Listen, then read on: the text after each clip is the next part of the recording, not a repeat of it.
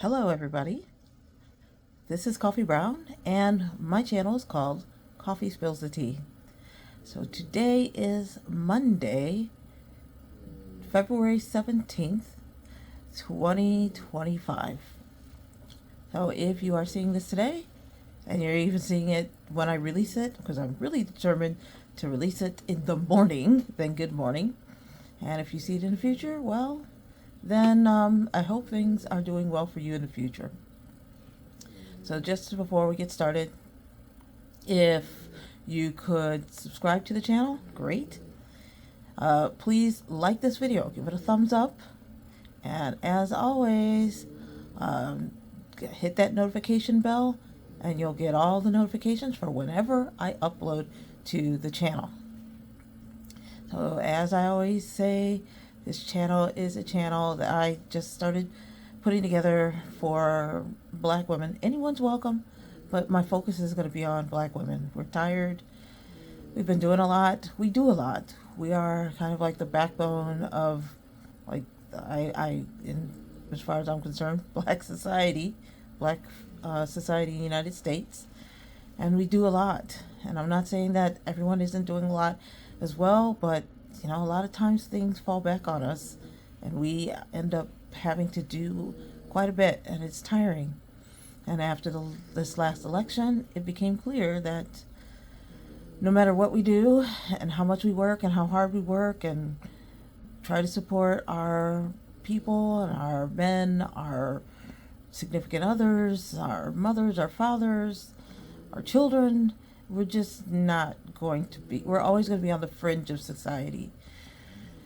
So me, myself, I don't feel safe. I don't feel welcome. I've decided to make an exit plan to leave. And if you are thinking about it, then maybe this could be an opportunity for you to kind of see what I'm doing, to chronicle like the steps I'm taking. And so if you decide, hey, I'd like to do the same, then you have that opportunity to kind of go back through your videos and see what I did. Because I'm kind of doing everything like by the seat of my pants and just looking at other YouTube videos, doing the research, getting online, going to the consulates, talking to some friends if I can, because unfortunately someone hacked my Facebook account, so I don't have access to a lot of my friends that are overseas right now that I had really primarily contacted through Facebook, which I will never do again. Eventually, I probably will get it back, although part of me doesn't even want to deal with Facebook because I just think that the Zuck man is drinking the Kool-Aid, and I just am wondering what's the point of coming back to it if it's just going to be same old, same old. So I'm just kind of letting that kind of slide for now until I decide, because a lot of my older relatives are on there as well, and so I have to figure out something. Anyway, so I have been on the kick as far as like tightening up my money, figuring things out for the money. Is really, you can't do anything if you don't have any money. Sadly, I've just had like job after job after job. I've kind of floated around. I've never really had a savings, or I've never had my own place that I owned or whatever. And so it makes things a lot harder. If you are someone that owns your own home, if you are someone that has some kind of savings account or 401k or whatever, you are a lot further along than I am. And that is a blessing. If you decide that you want to do the same, because really like having those things is like having a house, and then you could sell the house and then take the proceeds to go buy a place overseas. Is like, okay, that means you'll always have a place to go to. If you have a retirement account and you've been building on it, then countries will see that favorably. Like, okay, they will always have income coming in, passive income. We don't have to worry about them taking jobs away from our citizens, so we'll be okay. So what is Koffee doing? Koffee started her own company, right? I am in IT. I've just started, I'm recently pivoting into IT.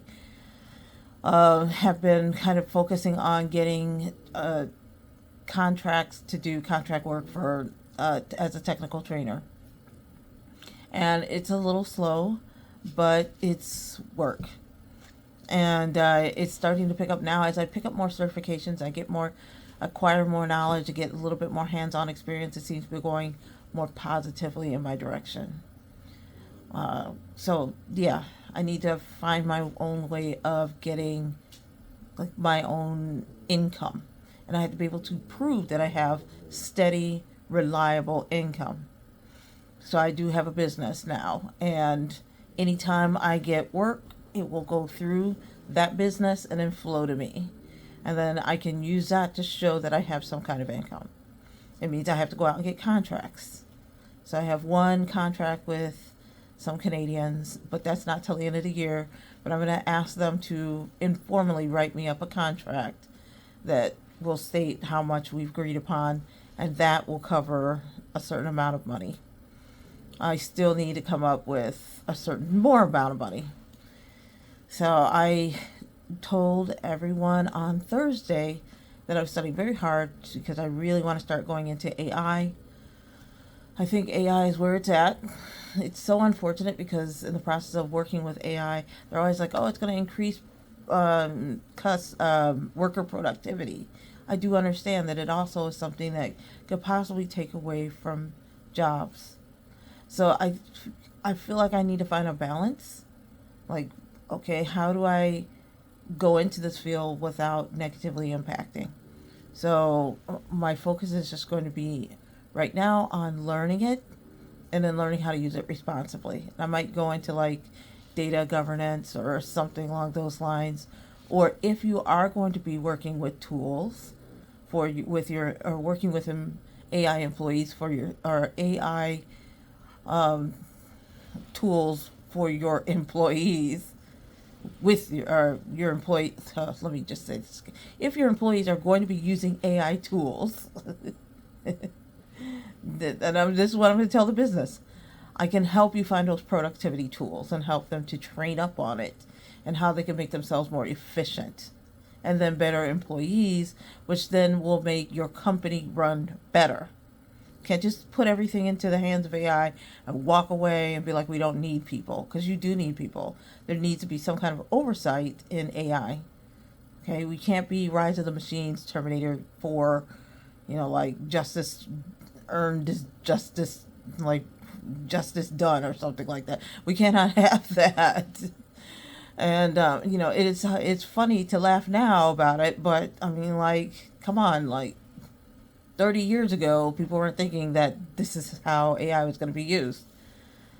So, I wouldn't necessarily laugh it off and say, oh yeah, it would never happen. Because a lot of things that, come on, we all know, a lot of things that we thought would never happen, it's happening right now. And we are watching it happen. And we are powerless to do anything about it.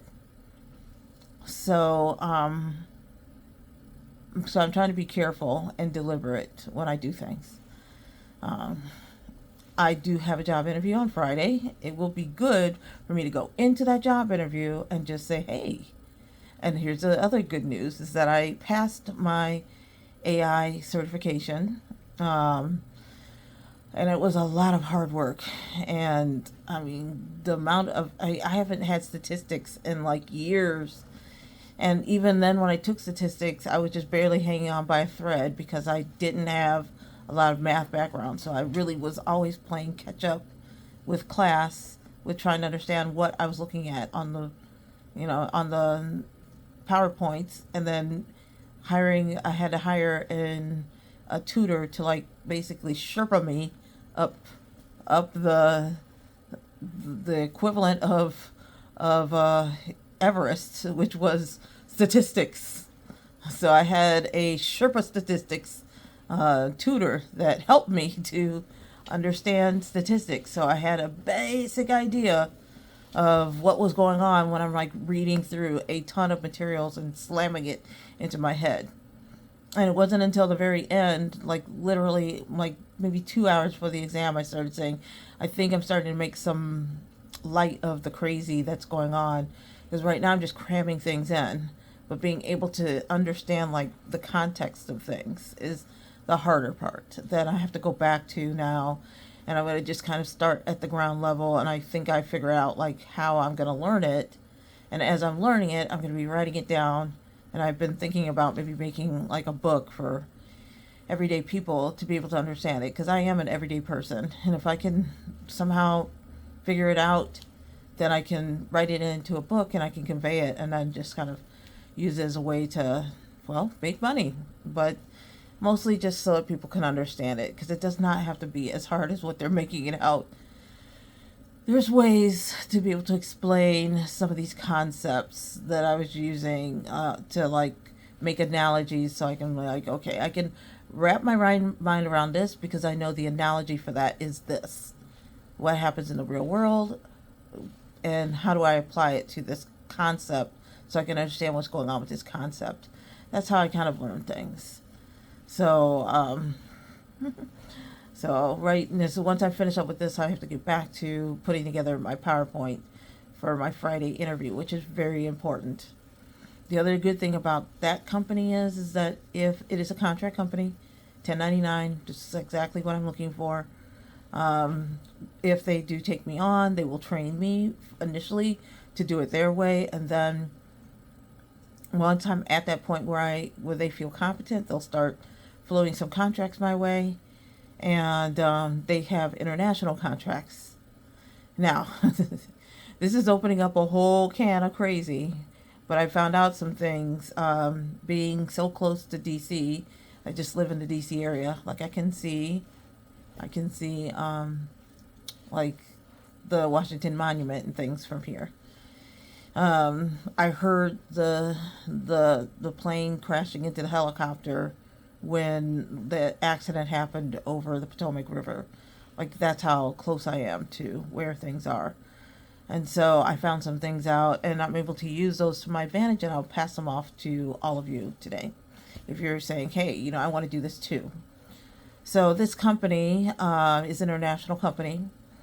They do contracts all over the world, and they told me, I think I said before, that they have contracts from time to time in Europe. And I said, my passport's ready.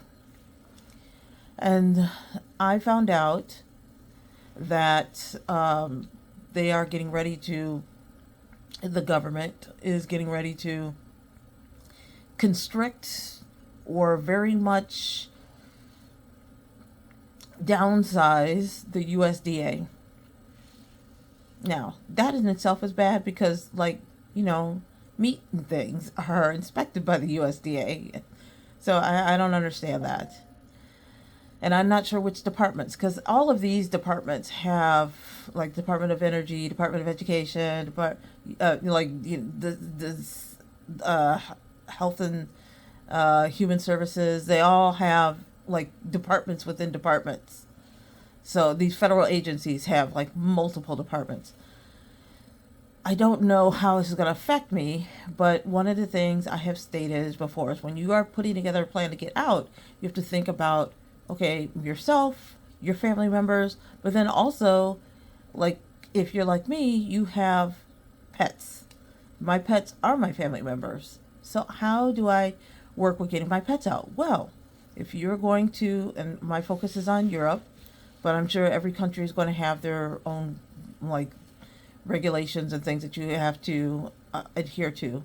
So when it comes to Europe, if you want to bring your animals, whatever animals they are, to Europe, you have to, they have their own vaccinations and the things that they require in order for your pets to safely, like, live in their country.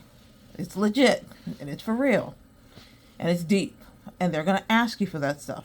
So you have to go to a vet that has this USDA designation of, like, being like an EU doctor, EU veterinarian, and you have to take that your pet to that veterinarian, and they will do a European, like health checkup and give them all their European required vaccinations. And then they take that and they upload it into a system that's directly linked to the USDA, because the USDA has a department within their agency, or within whatever agency that falls under, but they have a department within the USDA that will then like stamp it basically and approve it and say, yeah, this is verified that these animals now have these vaccinations and are good to go. Then they send it back to you. The worst thing about this is that this must be done no more than 10 days before you leave.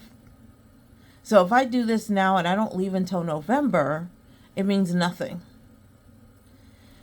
And so I found out on Friday about this whole USDA thing, and I immediately was just like, this is blowing my mind. Because if the government, and they are not thinking about anything. They're just like, Project 2025, here it is, boop, close it. Done. And that's it. And there's no thought to anything as far as, like, what does this affect? They don't know or understand what's going on with these agencies. They're just like, oh, let's just close it. Done. So, if it does affect the agency, or the part of the agency that deals with these animals, how is it that I can have a 10-day turnaround time before I get on my flight? And if this doesn't happen within 10 days, then I have to get on my flight for my country without my animals. And then what am I going to do with my animals? What am I going to do with my pets? This is freaking crazy. Now, there's a chance that this, whatever they're doing, doesn't affect my pets. But there's also a chance that it could, and I can't take the risk. So that's where this company comes in. Once they do get me on board and get me hired, and I get a couple of contracts and I've got money in my pocket, then the first thing I need to do is get their vaccinations updated for here, which they've got, the majority of them, but there's a couple that they need that I just haven't been able to afford to pay for right now because veterinary care is expensive. Here, for me to go bring my dogs in, it's like anywhere between $500 to $1,000 just to get them to come in, be checked, to have their regular checkups, and a possible vaccination or 2 or 3 or whatever. If I go to Europe and I have the same vaccinations and the same veterinary care, it's like €20. It's freaking crazy.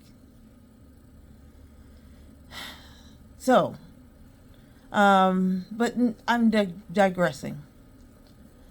I have to pull this together, but once I get them, get some money in my pocket, and I can get their vaccinations updated here, and it's, and it's going to take some time, because not like you get vaccinated the next day you can get on a plane.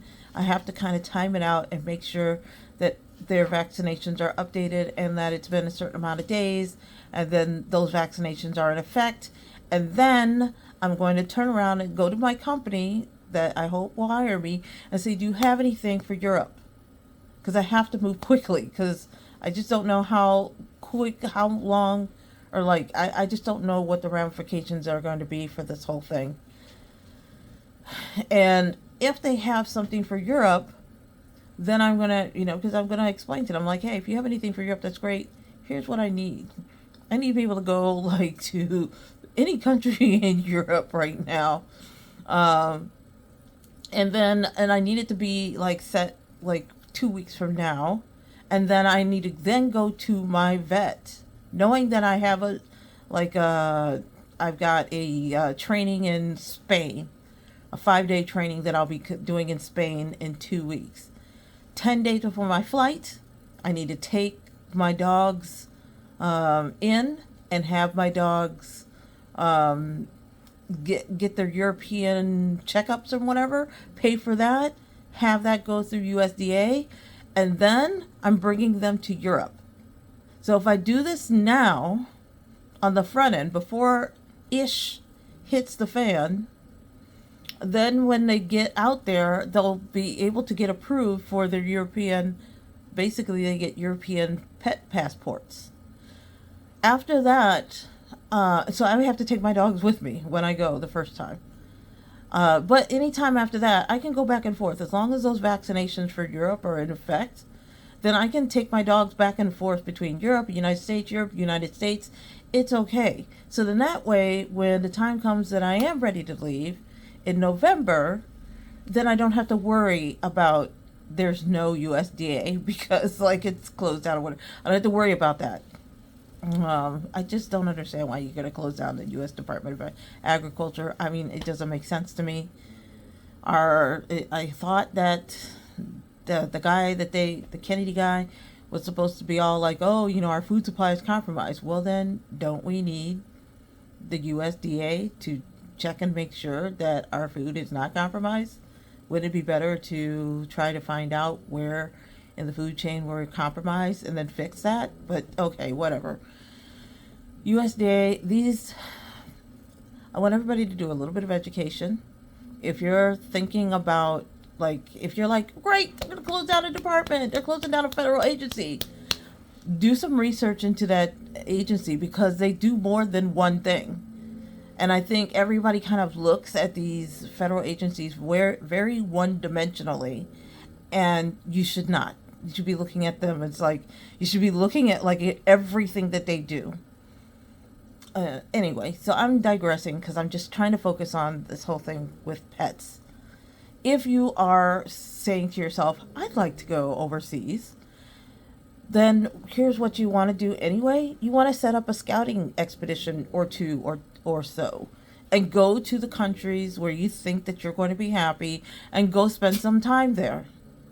And as you're going back and forth and doing these scouting expeditions, and I know you can't, we're not rich people, we're regular people, but who knows if they have a sale or whatever. I got a round trip ticket to, I think it was Russia for $235. I mean, it was just popped up and took it. Best decision I've ever made for a trip in my lifetime because it was cheap. And it was quick to go, and I went to Russia, and I got to see Russia at a time when it wasn't as scary as it is right now. So, yay! So definitely, if you can find some kind of quick flight in and out, then do it. And if you get an opportunity where you can do it, and you've got 10 days to go before your trip, and you're like, I'm going to take my animals, consider taking your animals. Now, there are other obstacles you have to overcome. Because if you're going to take your animals, especially if you're taking a big animal, if you're taking, your Labrador, right?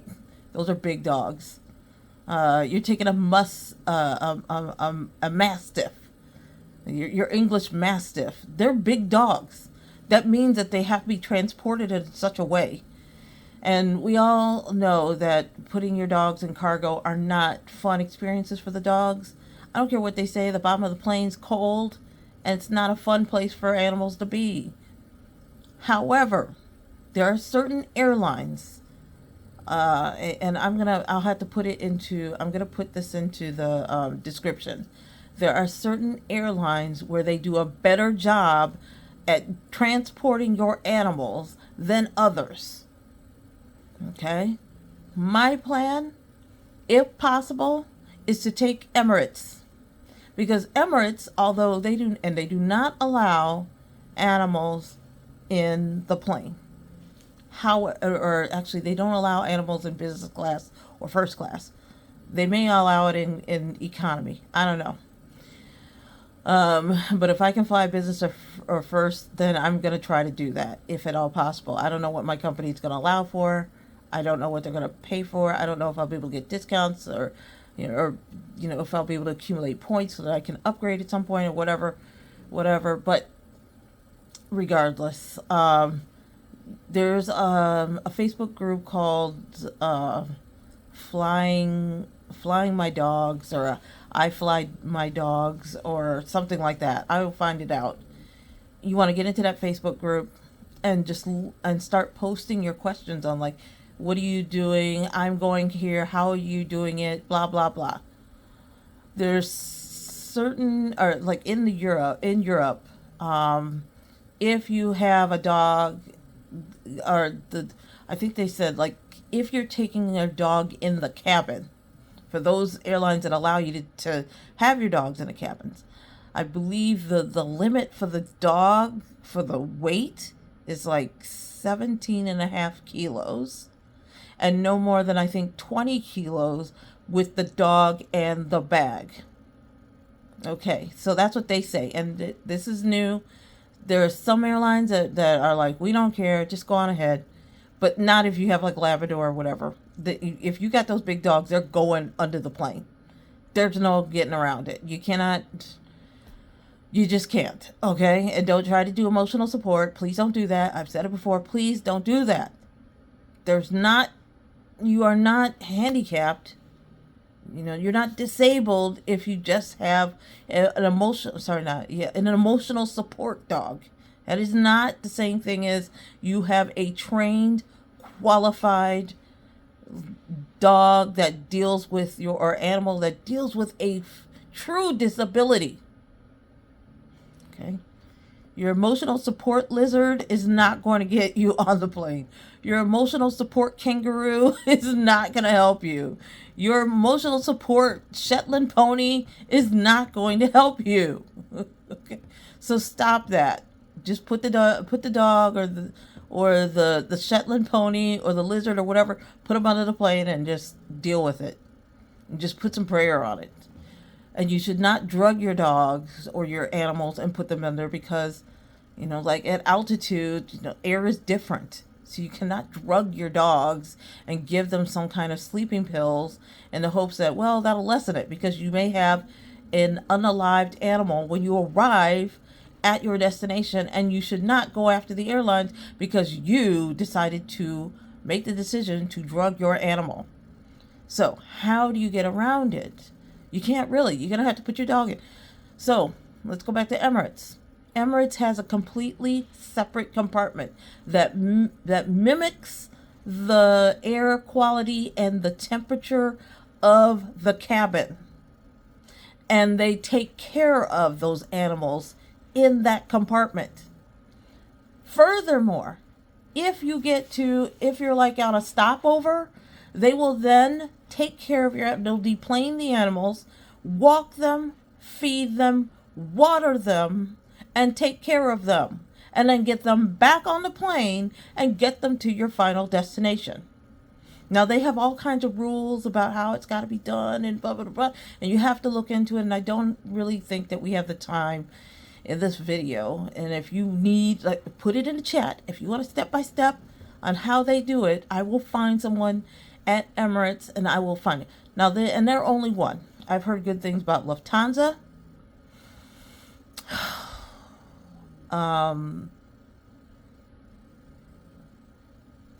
That's it so far. But I'm sure there are other airlines. But like, someone said something good about Delta once, and I was just like, okay, Delta, I will put it on a list. I generally do not like American-based airlines. I just feel like I get a better experience on other airlines when I'm flying overseas. So I tend to fly other airlines if I can, because I do feel like I have a better experience overseas. Better food, better experience, better service. I'm not like, like Cleopatra on a floating like bed, like garçon. That's not it at all. But like, there's certain standards that I like that I just would like to have maintained. Anyway, so you want to check and see how this is going to work. But if you can do on one of your scouting trips, get your dogs and your pets or whoever ready, and go through the process now and get this European pet passport now, or wherever you're going in the world, then go and do it. It is up to the country or up to the union or whatever. The European Union, they say 10 days before. I don't know what it is for Mexico or Panama or Costa Rica or or Thailand or whatever. I don't know what those rules are. But you want to check them out. You want to check them out quickly, and then start making some plans if it is at all possible. Or if you know somebody that can just fly out there, just, maybe that should be a business. Somebody should make it a business of saying, I will fly with your pets 10 days before or whatever, and I will, and you got to pay for it. So it's not like it's cheap or whatever. Or if you can get, like, I don't know, whatever the limit is. I think for Europe, you are allowed to take 2 pets at a time. So maybe if you and a friend are flying out and each of you have an animal, and you could hire somebody and pay for their flight and split the cost of the flight and the animals, and then just have that person go out and come back, stamp the passport, stay in that country for like 48 hours, and then turn around and come right back with, or however long it takes for them to get that European pet passport. Then fine. And then they get back, and then maybe they go out and they'll, you could just start your own company or something. That would be something, because, like, I just don't know what else to do. But yeah, if you are taking your pets, then that is something that you've got to consider, is what happens if USDA is shuttered or greatly reduced in staff. Each country is going to have a time frame that they require for you to be able to take your pet in, have them vaccinated, meet the requirements of going through like a health inspection, and then getting on the plane and going over to that country. And then upon arrival in that country, there will be like a special place somewhere in the immigration and customs that you have to bring your pet and bring your paperwork, and they will stamp, and they will make like a little passporty thingy, and then you're into the country and you're on your way doing whatever. There may be additional requirements once you get there, where you may have to take your dog or your pet or whatever to another vet. I don't know.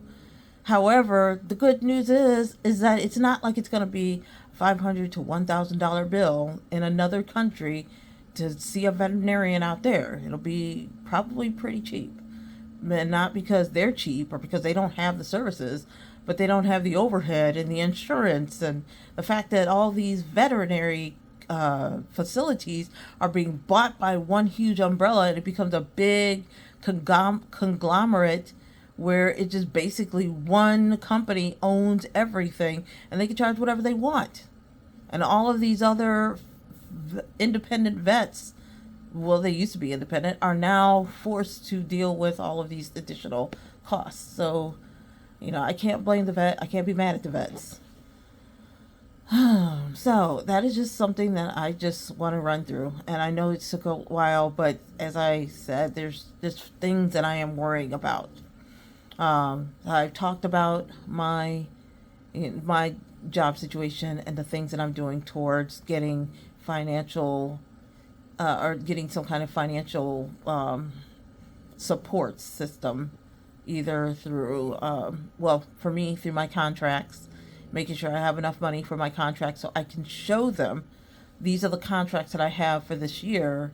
These contracts are recurring, and I will have the financial means to live in another country and not physically take the jobs away from your citizens. Then I was just like, okay, the next thing that we talked about was dealing with my pets, and the fact that my pets have to be considered. Your pets will have to be a consideration. Please don't leave your pets here. Please don't. Like, they're so confused. Whenever they're changing owners, it's confusing. Even if they know who you're going to leave them with, you're like, oh, but I can't go, or I can't take them with me, so I'll just leave them with my neighbor, because my neighbor watches my pets. Your neighbors may love your pet may love your neighbors, but they are like, they're Velcro to you. Like, they are, part of the family, and you have to think of them that way. Please don't. There is a way. If you can't fly there, then consider taking a boat. The QE2 has a policy. They have a whole separate area where they will take your pets with you to Europe. There are some voyages that you can take with some of these cruises that will allow you to take your pets with you. And so, yes, it will take a little longer, but you're going to have a nice cruise out of it. And your animals will be taken care of. They'll be in a separate part of the ship. You can visit them during visiting hours. They're fed, they're watered, etc., etc. You're good to go. So that is an option for you as well. But please do the research. And if you are like, I'm doing the research, but I just can't find anything, and I really want to take my pets, and then put something in the comments here. I'm gonna check these comments every single day for the rest of my life, because I just hate the idea of people thinking that they have to leave some of their family members behind because they just don't have a way of figuring it out. There's always a way. There's always going to be a way. So I'm right now helping another woman who is just like, I don't know what to do. I really don't want to leave my dog behind. I'll definitely vet the new family and make sure that the new family, and I'm like, but don't you love your dog? Yeah. Well, what's the problem? She said, well, my dog is half pitty, half poodle. I said, I've never seen that before. Can you send me a picture of your dog? She sends me a picture of the dog. I'm like, I don't see any pity in that dog. There's no pit bull in that dog. I'm like, I'm not seeing it. She's like, I see it. And I'm like, where? So I did a search. I was doing some searches, and I was using a pet scanner on my app, and the pet scanner kept saying that the dog was like a rot. And I'm like, the dog is not a rot. I've seen rots. And so then I did another scan on Google Lens, and it turns out the dog is a totally different breed. Not even in the family of pity, the rots, nothing. And so I went back and I said, are you aware, because the Google Lens is much more powerful than like your little pet scanner app or whatever. Are you aware of this? And she's like, no, I wasn't. I said, okay. When I was on Facebook, and this is what I told her, and if you're in that situation, because there are also certain breed restrictions. Certain countries have breed restrictions. But, for example, and this is totally different, but I had a dog that I adopted in Texas, and they told me that it was a Yorkie. Now, the dog arrives, the dog is about 12 pounds, and so that already tells me that the dog is not 100% Yorkie. But I couldn't figure out what the dog was. But I knew the dog was something Yorkie, in the Yorkie family. And so I was on a Facebook page, and I thought that I was like, oh yeah, I've got this Yorkie. And they were just like, that's not a Yorkie. And I was like, what do you think it is? And they were like, check this other Facebook page. And as it turns out, my dog's an Australian Terrier. 100% Australian Terrier. Like, they're like, yeah, your dog is an Australian Terrier. And they're like showing me picture after picture after picture after picture after picture. And they're like, this dog right here, and this is the Australian Terrier Society or whatever. Thousands of people, thousands of dog owners that are all Australian Terriers are like, that's an Australian Terrier. And so I was just like, okay. I said, lady, here's the thing. You go in, you want to adopt a dog, and the vet or the rescue has to make a determination, what kind of dog is this? They kind of just make like an educated guess.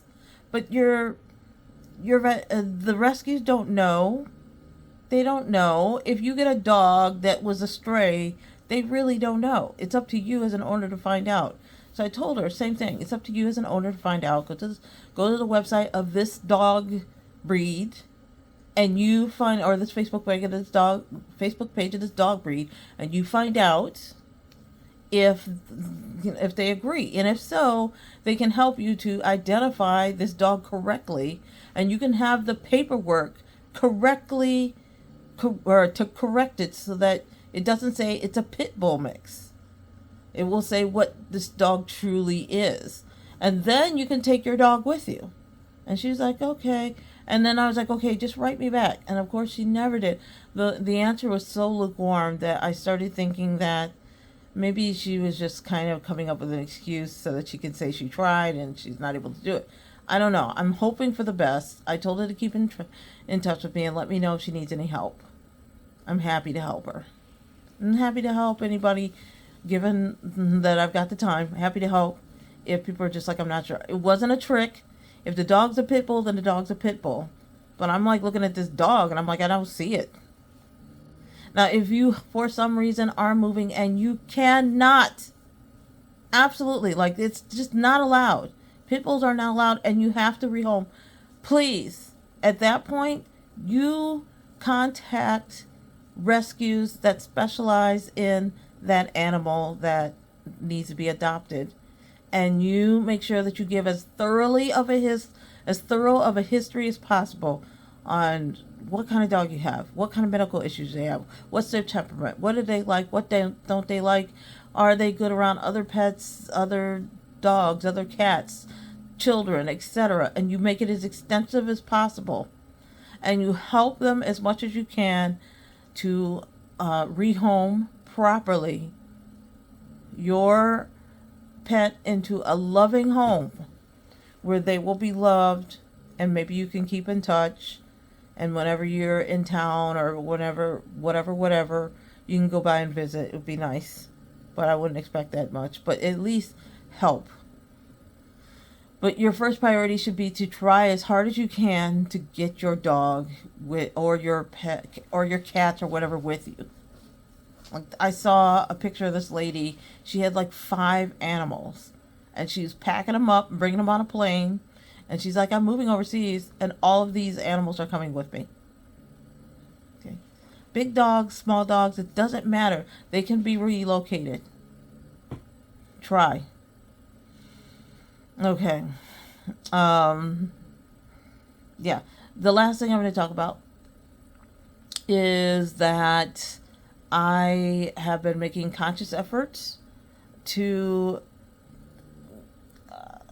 remove myself from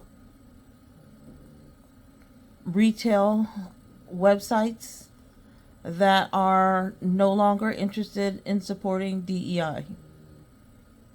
At the same time, can I save some money? Not make money, because I don't know about making money, but can I save some money as well? I have been slowly closing out all my subscribe and saves from Amazon. And I finally closed out my last subscribe and save from Amazon about 5 minutes before I started making this video. So it makes me feel really good that I no longer have like subscribe and save things where I'm paying Amazon every single month or whatever for like all these items to be sent to me. I have found alternatives for everything. From Costco, there's another one called SupplyCenterUSA.com. I will put this in the chat.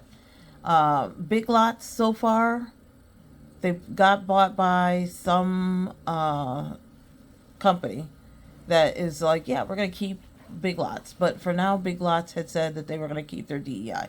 Okay. Temu, of course. I mean, they're Chinese. And I want to say it's Shine or Shein, Shein. You know, those are going to be my go-to for like the cheap stuff that I need quick, that I used to get off Amazon. Then I went in and I said, you know what? I've been paying $11.99 a month for Kindle. And I don't use it. It's one of those like subscriptions that you pay for, and then how often are you using it? Like, not very often. But when I need it for like when I'm ramping up for certification training or whatever, then it's nice to have, because I can go in and get these Kindle things for free and not have to worry about having to pay for them. But at the same time, I was like, wait a minute, I'm paying Amazon $144 a month. And these books, if I might be using $25 to $30 worth of books a year. So Amazon's making out like a bandit off of me. So no, I'm not going to. I'm going to go ahead and cancel that. So I canceled that. I'm working my way off of being on Amazon altogether. and closing down my account and just closing everything out. I cannot close everything out right off the bat because I have taxes that I have to do, and as a independent contractor, the 1099, there are certain things that I've purchased that are business related, and so I need to keep it going so that I can get those expenses pulled together for my taxes. But I will stop my Amazon Prime membership because I think that's, at this point, it's like $17.99 a month. Remember when it was free, and then it was like maybe $3.99 a month, then it went to $4.99 a month, it went to $9.99 a month, then it went to $11.99 a month, then it went to $14.99 a month. That's like $17.99 a month, and I'm like, wait a minute, I'm paying $18 a month for Amazon. And you know what? I'm going to calculate this out. I think it's $17.99 a month. Let's go with that, because it sounds about right. $17.99 a month times 12 months. I'm spending $215.88 a year for junk. And it used to be, remember, if you had Prime, you could get next day delivery. Now if you have Prime, it's like 2-day delivery. And if you want overnight, well, then you're going to have to buy at least like $30 worth of product in order to get overnight delivery. And then I've done it, and then they're still like, oh, well, it's 2-day now. And then I'm just like, wait a minute, I thought it was overnight. Or they'll say, oh, it's not overnight. You'll get it like the next afternoon. And then like the next afternoon turns into the next evening. And then it's like 10 o'clock at night. And then you get the notification that someone dropped something off at the door. And I'm like, okay. All right. Here's what I think is I will never spend $218.55, or is it 200? I already erased it. $17.99 times 12. Never going to spend $215.88 worth of delivery fees on anything. So, is it necessary for me to pay that monthly Prime membership? I don't watch their movies. Rarely do I watch them. I am now at the point where I don't have subscriptions anymore with any of them. Oh, and I'm going to add Chewy's. Chewy's.com for my pet stuff. I get my stuff from there, and I did talk to the people there, and they said that they are committed to DEI. They want diversity and inclusion, and we all know what that means. Doesn't mean that because I'm black and I'm hired, I am unqualified. It means that these companies are recognizing that there are people of color or people with disabilities or whatever that need to have a seat at the table, because traditionally we were not given one. We were not even given the opportunity to interview. And so now they have to interview. And if we are qualified, then we need to be considered. And if we get the job, that means that we have gotten the job because we are qualified. So it levels out the playing field so that we have an equal seat at the table to have the opportunity to be able to be considered for a job that previously we were being discriminated against because we could not get it, because they were not considering us. That's what DEI is. And when you remove it, it means we don't have a seat at the table.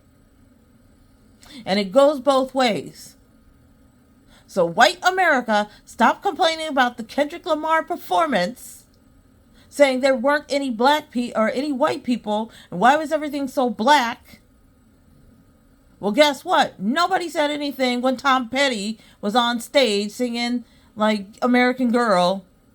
There was no black people. There was no black people when Bruce Springsteen, except I think like he had like a sax player or something. But other than that, and that guy had been with him since the beginning. The Who. There was no black people out there when The Who was out there. So stop it. Stop it.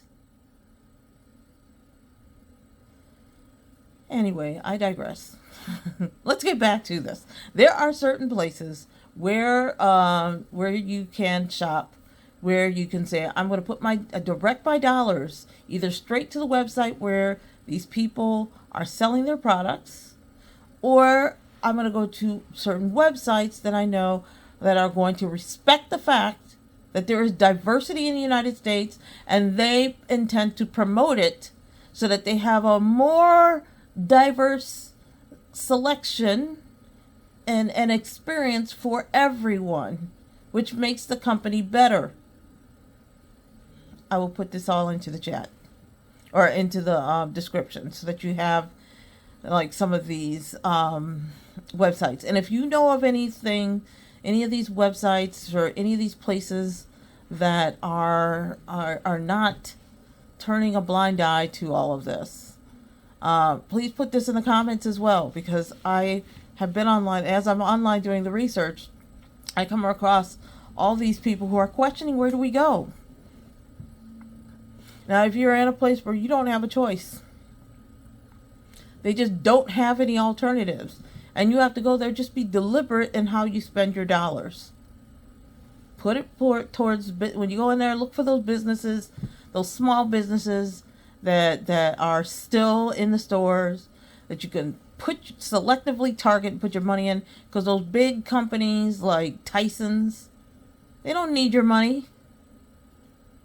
They don't need it. They're making trillions or billions at least. Okay. Yeah. So I'm kind of done with that. But yeah, I'm trying to be intentional and just make sure that I pick places where I don't have, or where I don't have to feel like my dollars are working against me or working against all of you, because I care about all of you as well, which is why I'm doing these videos, because I'm like, look, and granted, I know people got things to do, they got places to go, and the research is going to take a while. So if I can do the research and shed the tears and do the extra to like make it easier for the rest of y'all's, that's what I'm going to do. Okay? So yeah, I think I talked about everything I was going to talk about today.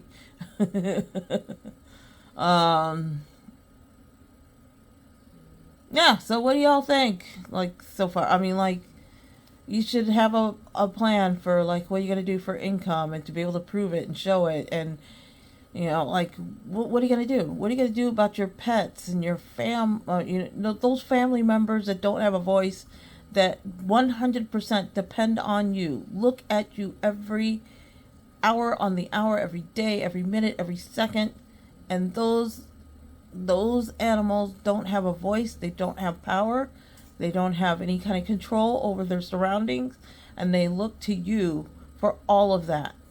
And how can you help them and bring them with you on your next adventure and keep them as part of your family unit?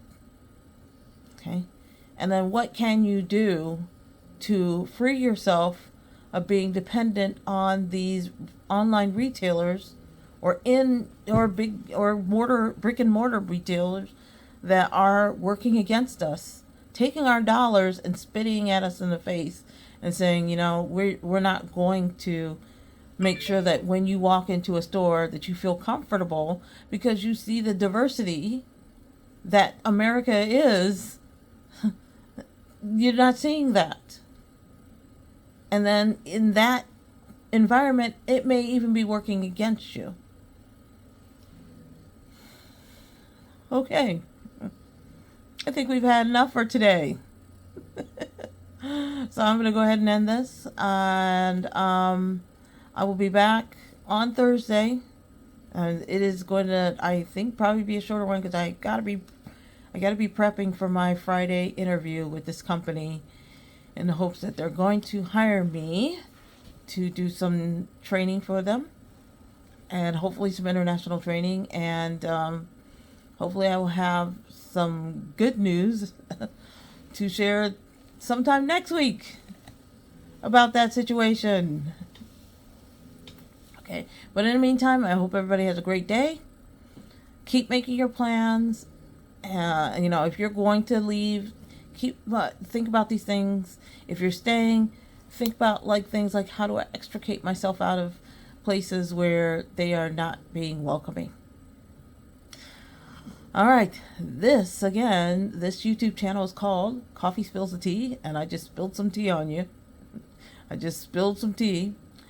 My name is Coffee Brown, and again, please subscribe to this channel.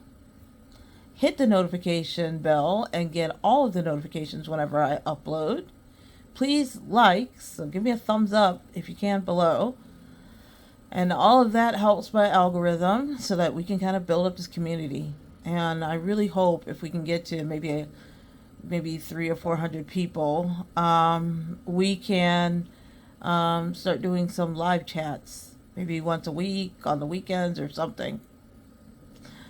All right, all of you have a great day and keep planning and stay safe out there.